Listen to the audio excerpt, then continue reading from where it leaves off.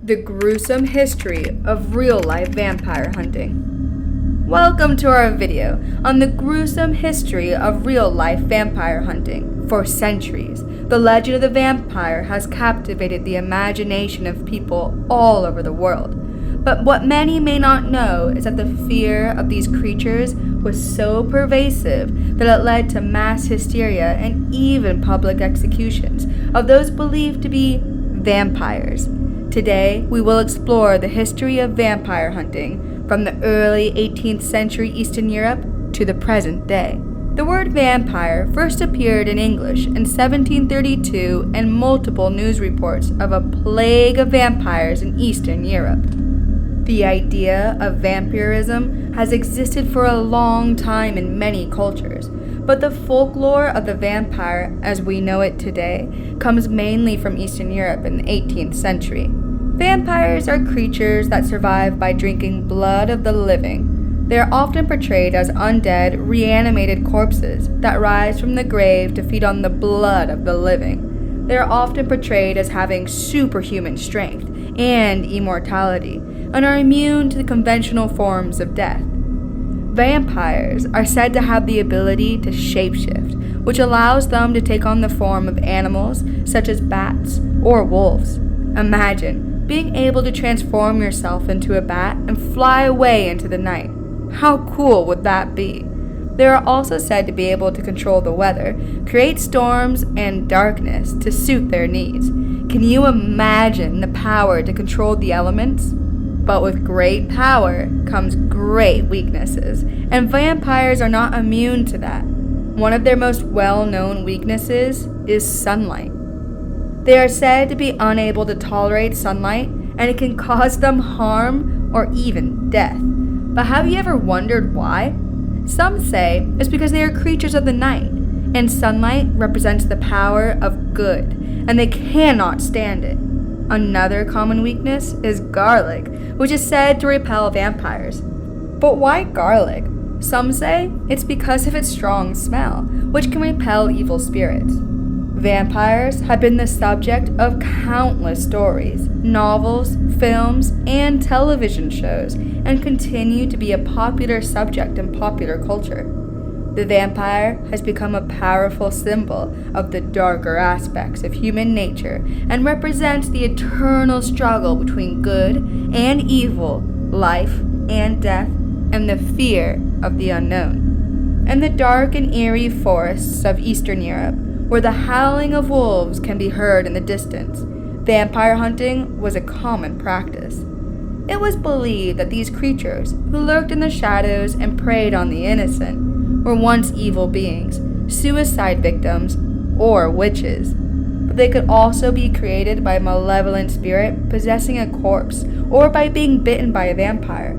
Fearful villagers would take drastic measures to protect themselves and their loved ones from the wrath of these creatures. The villagers would bury their loved ones upside down, with the hope that it would confuse the vampire and prevent it from rising again. Earthly objects, such as scythes or sickles, were placed near the grave to satisfy any demon entering the body or to appease the dead, so that it would not wish to arise from its coffin. But these were not just mere superstitions, as vampire hunting was a serious matter and had real-life consequences.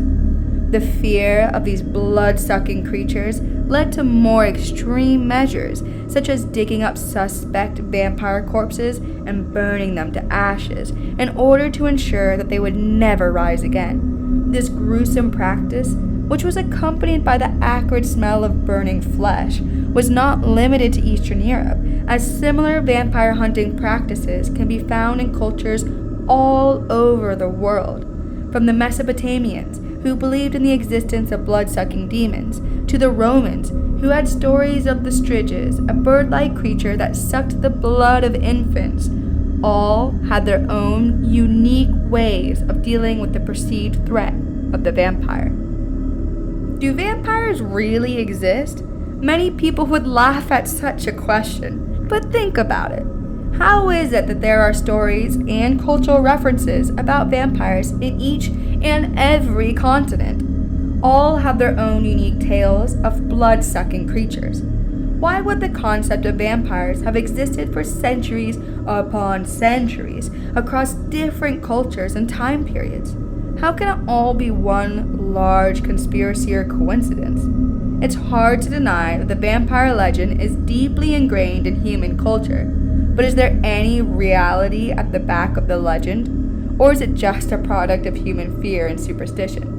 Be sure to leave your theories, questions, and responses in the comments below. But it wasn't just about digging up corpses and burning them. It was a complex and multifaceted practice that involved a wide range of rituals and beliefs. One of the most extreme measures taken by villagers was to disinter their loved ones from their graves in order to perform rituals that would prevent the vampire from rising again. These rituals could include cutting off the head of the corpse, burning the heart, or driving a stake through its heart. The belief behind these rituals was that by destroying the vampire's body, they could prevent the vampire from rising again and protect the living from its wrath. It was believed that the vampire's power resided in its physical body, so by destroying the body, they could neutralize its power. But it wasn't just the physical body of the vampire that was targeted.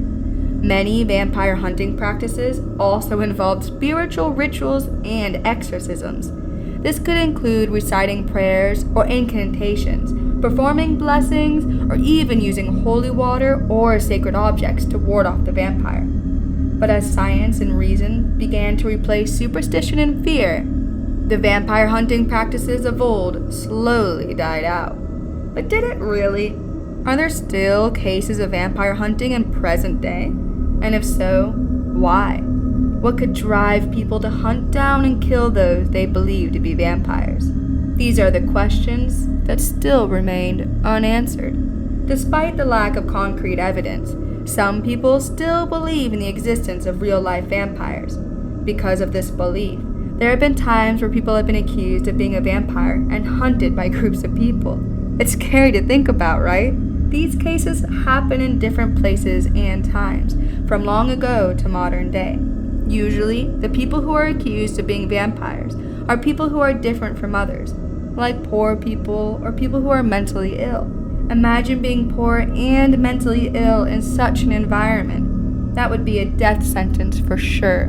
When people are accused of being a vampire, the ways they are hunted and killed can be very cruel. They could be things like burning, cutting off their heads, or driving a stake through their heart. Some people were even put on trial to see if they were truly a vampire. These cases show how easily people can be afraid and do bad things to protect themselves and others. We hope this video has sparked your curiosity and interest in the topic of vampire hunting. Thank you for watching our video, and don't forget to share this video, like, comment, and subscribe for more chilling tales, unsolved mysteries, and haunted histories.